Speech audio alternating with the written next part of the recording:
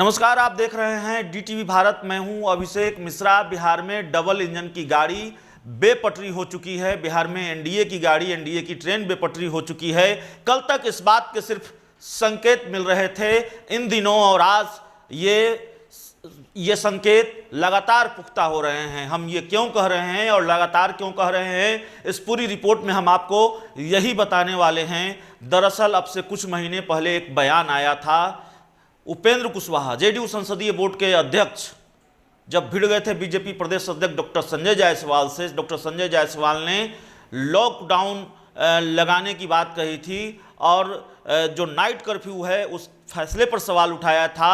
तो उपेंद्र कुशवाहा ने संजय जायसवाल को राजनीति नहीं करने की सलाह दी थी। दरअसल ये पुरानी बात हम इसलिए कर रहे हैं, फ्लैशबैक में आपको थोड़ा इसलिए ले जा रहे हैं ताकि आपको समझा सकें कि कड़वाहट किस हद तक और कहां से शुरू हुई है। हालांकि कड़वाहट वहां से भी नहीं शुरू हुई है, उससे पहले शुरू हुई है।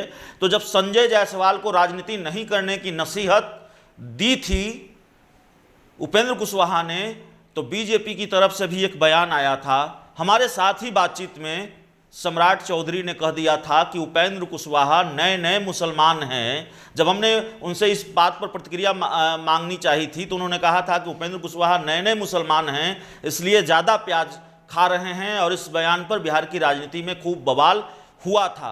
सम्राट चौधरी के बयान को हल्के में तब भी नहीं लिया गया और अब भी नहीं लिया जाना चाहिए। सम्राट चौधरी सीधे तौर पर जेडीयू के खिलाफ मोर्चा खोले हुए हैं और बीजेपी ने उनके बयानों से कन्नी नहीं काटी है। बीजेपी ने उनके बयानों को तब भी नहीं खारिज किया जब उनका ये बयान, उपेंद्र कुशवाहा पर उन्होंने जो बयान दिया वो अखबारों की सुर्खियां बना, वो तमाम साइट्स की हेडलाइन बना, तब भी बीजेपी को उनके बयान से कोई आपत्ति नहीं थी। जबकि बीजेपी के सहयोगी जेडीयू के संसदीय बोर्ड के अध्यक्ष पर दिया गया बयान था सम्राट चौधरी का, लेकिन सम्राट चौधरी अपने बयान पर भी कायम रहे।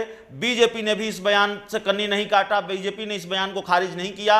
जाहिर है इस बयान का उदाहरण मैंने इसलिए दिया ताकि आप अंदाजा लगा सकें, आप समझ सकें कि सम्राट चौधरी के बयान को किस तरह से गंभीरता से लेने की जरूरत है। उनके बयान को राजनीतिक, सिर्फ राजनीतिक बयान नहीं समझा जाना चाहिए। और इन दिनों सम्राट चौधरी जिस तरह से सीएम नीतीश कुमार के खिलाफ, जेडीयू के खिलाफ मोर्चा खोले हुए हैं, तो आपके लिए यह समझना आसान हो जाए कि जेडीयू और बीजेपी की दोस्ती कहां जा रही है।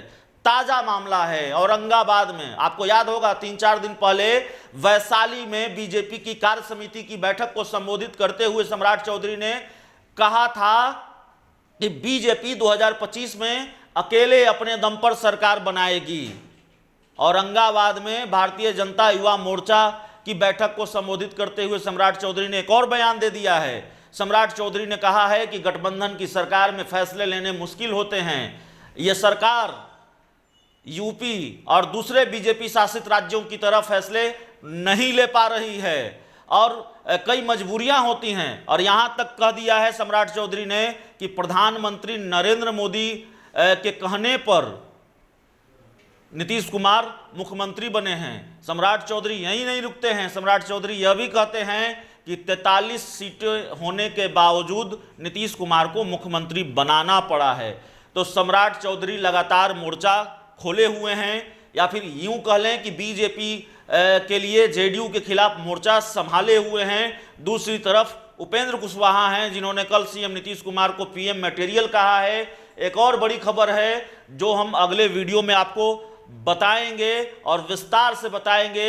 बड़ा खेल हो गया है। नीतीश कुमार दिल्ली गए हैं, जेडीयू की राष्ट्रीय कार्यकारिणी की बैठक के लिए नहीं गए हैं, बल्कि बड़ा खेल, हमने कहा था कि नीतीश कुमार जब दिल्ली से लौटेंगे तो बड़े खेल की स्क्रिप्ट, बिहार की राजनीति में बड़े बदलाव की स्क्रिप्ट लिखकर लौटेंगे। नीतीश कुमार ने वो कर दिया है, तो वो खबर अगले वीडियो में। लेकिन फिलहाल सम्राट चौधरी का यह बयान हमने आपको बताया है और आप समझिए कि बीजेपी और जेडीयू की दोस्ती कहां जा रही है। जो भी खबर होगा, जो भी अपडेट होगा, वो हम बताएंगे।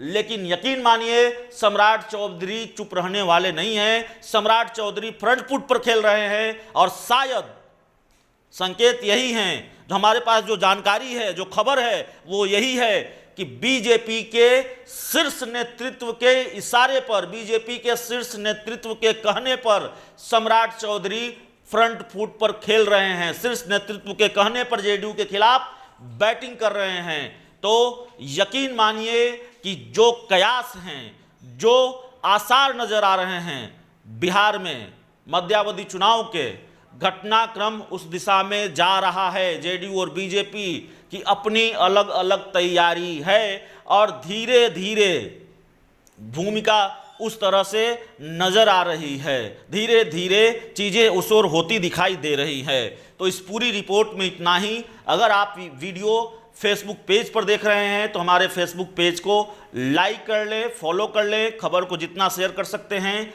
करें। अगर ये वीडियो यूट्यूब चैनल पर देख रहे हैं तो हमारे यूट्यूब चैनल को सब्सक्राइब कर लें, बेल आइकन दबा दें।